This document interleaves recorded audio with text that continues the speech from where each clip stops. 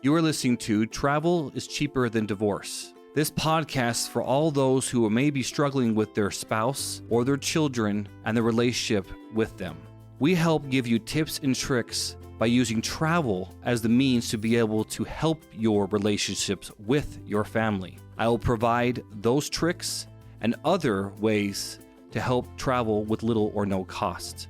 So let's get into it.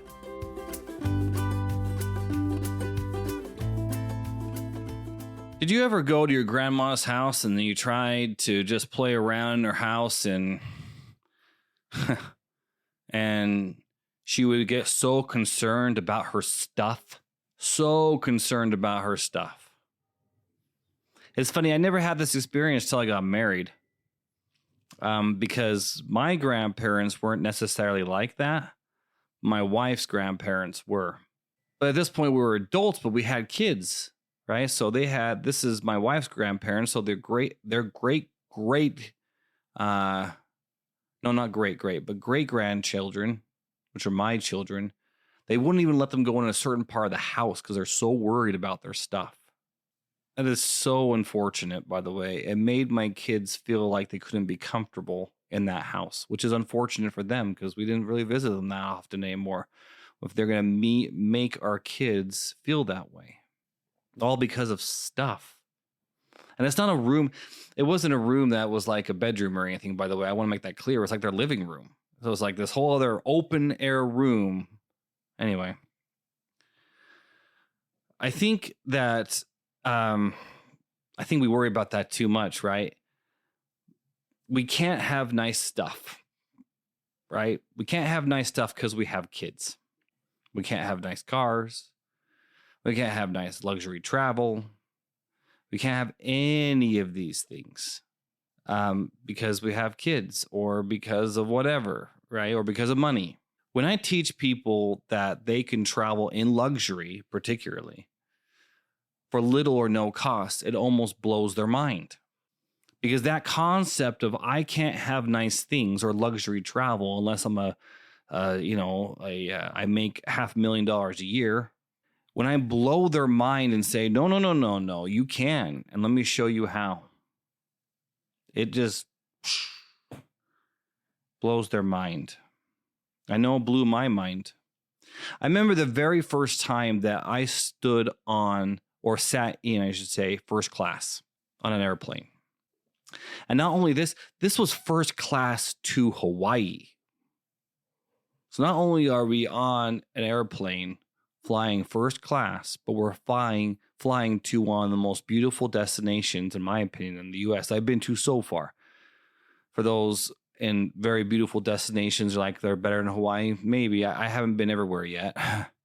But right now, as far as I've been, Hawaii is one of the most beautiful places I've been. And so I remember stepping on the airplane and boarding the airplane, of course, before everybody else.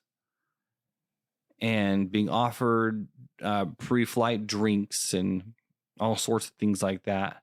I remember sitting there in these first class seats, and they were very nice because since then I've been on a couple of first class, and I think that was still probably one of the nicest I've ever been on with my first one. It's nice. Since then I've learned more about how to look up. There are websites out there, and this is some of the things I can teach, and I do teach, is there are websites out there who will tell you what the seats are like on the airplane. Particularly, they have every single airplane and airline mapped out. So you can see exactly how far they go down, how far between, what the leg room is, and so forth. It's really good because I do some research on that before I book nowadays. But anyway, so I remember sitting on these seats and being on this plane, and it was super amazing. But what I was thinking at the time, and see, it's a whole shift in mentality. See, when you travel in luxury, it shifts your entire mentality and makes you feel like you are wealthy in a way. There was a book that was written years ago called Think and Grow Rich. And this certainly helps you think rich because you're sitting in first class flying to Hawaii in some pretty nice seats, being fed this particular first class over to Hawaii was some of the best food I've ever had too. On an airplane or not, honestly. It was really good food, which is surprising for an airplane again, because airlines aren't exactly known for their food. They're getting better because people are demanding it, which is nice. But I remember sitting there thinking, not thinking, but just feeling like I'm pretty wealthy. And I wasn't, by the way, at the time. In fact, at that time, I think I was making less as a household. My wife, she's been more of a stay-at-home mom for a long time. I think at that time, we were actually making less than six figures. And yeah, I was flying first class to Hawaii. And I paid fully in points. And I paid so low in points, and this is one of the strategies, again, that I use for people, is that I was able to book those first class tickets for the same price as coach tickets. And I mean, in points at this point, because I didn't actually pay cash for them. It's kind of an amazing thing, really. And then you're sitting there and you don't have to think about how you paid for it. That's pretty irrelevant.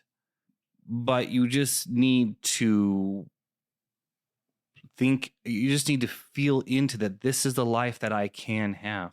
And it really does change things.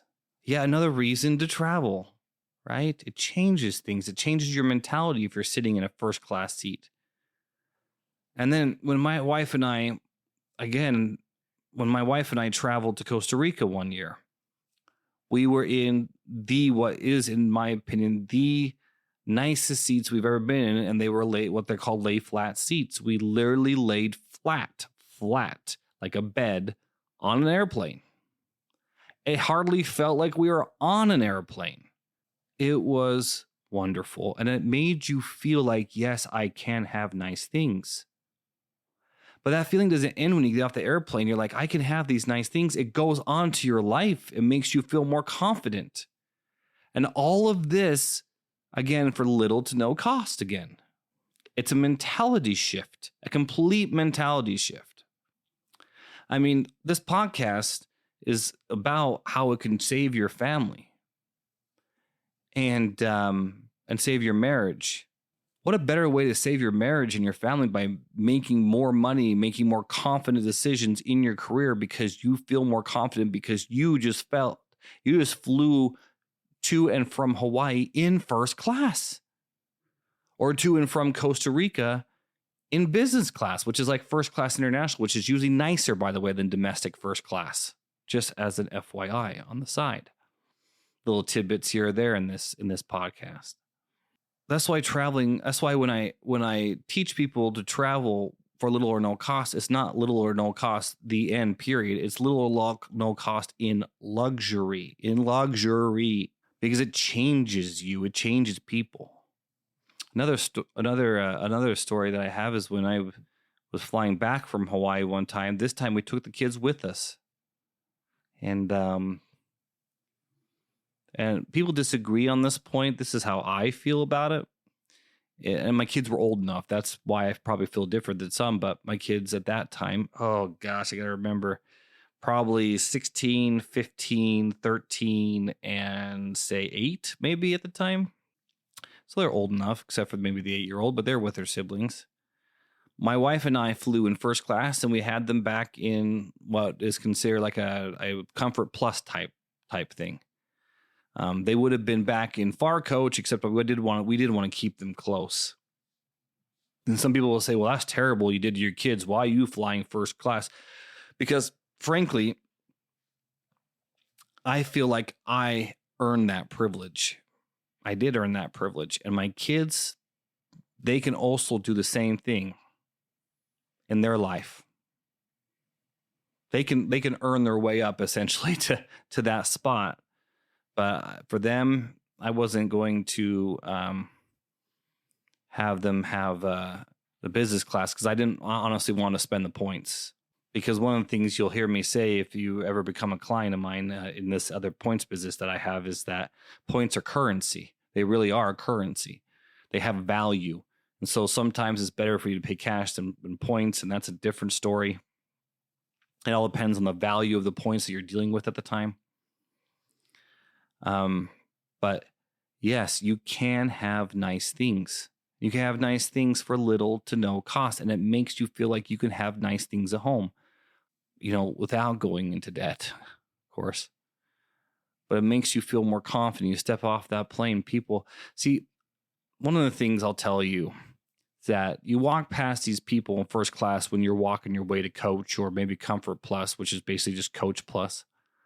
You call it Comfort Plus. It's just Coach Plus, right? You walk past these people in first class like, wow, they must have a lot of money. I almost guarantee you half of those people booked those seats with points. So basically, half those people didn't spend cash on those first class seats. Almost guaranteed. When I sit in first class, I have never, literally the entire time I've been traveling, and I've traveled a lot, you can imagine, I have never paid cash for a first class seat. Ever. They're much too expensive. I'd rather pay points because I generally, not always, but generally pay the same price as a coach ticket in points for a first class seat. So when you walk by, those people are like, well, those guys must have money. Do they though? Do they? And frankly, some of those people are upgraded for free because they have status with the airline. So some of them have actually literally bought a coach ticket and they are put in first class. Have you ever seen a first class seat on an airline empty? No, they don't leave first class seats empty. And the reason they don't is because they want to treat certain people who have status with the airline most of the time well by upgrading them from coach to first class. They want their first class seats filled because then people get the taste of first class. Maybe they'll buy a first class ticket. Almost never buy a first class ticket with cash. I say almost because there's always an exception to a rule, but there's the word exception in there. It's an exception to the rule. Your spouse will look at you differently too, by the way. You're booking first class tickets for you and you. Yeah, I paid hardly any. I paid zero cash money, but I paid the equivalent of a coach ticket in points for these seats. And they feel different. They feel different. They look at you different. So the tagline of this podcast, it's definitely cheaper because what if you spend no money on travel? Divorce is very expensive, from what I understand. Never been divorced personally, but I saw my mom and dad go through it. It's much more expensive than paying nothing for a first class ticket or getting upgraded. Like, again, I'm recording in a studio that's not in my city right now, so I had to travel here. And I paid for a standard hotel room, and I got upgraded to a suite when I got here. How does that make you feel? Same thing, just got upgraded. I didn't pay for a suite. I have one. I paid for a normal hotel room. How does that make you feel? So my point is this. You can have nice things. You just don't know how to do it. And you can have nice things spending the same amount of money you're spending now, not changing anything in your life. Not changing really anything in your life except for just tweaking little things here or there. And then when you get to that point, when you're on the first class tickets and in the suites in the hotel, then how does it make you feel? It makes you feel like $1 million. And then you're going to, I know, I'm not going to say you're going to make $1 million. Maybe you will. But you certainly feel better and have more confidence and more of a step that people who walk past you and going through coach and they're like, wow, those guys have money. And that's not really true, as I just mentioned, but that's how they feel, and they get that towards you. It's just more of that feeling you carry with you, more confidence in your step. And then you look different to your spouse because you have more confidence in your step. I mean, it really changes quite a bit. It changes so much in your life.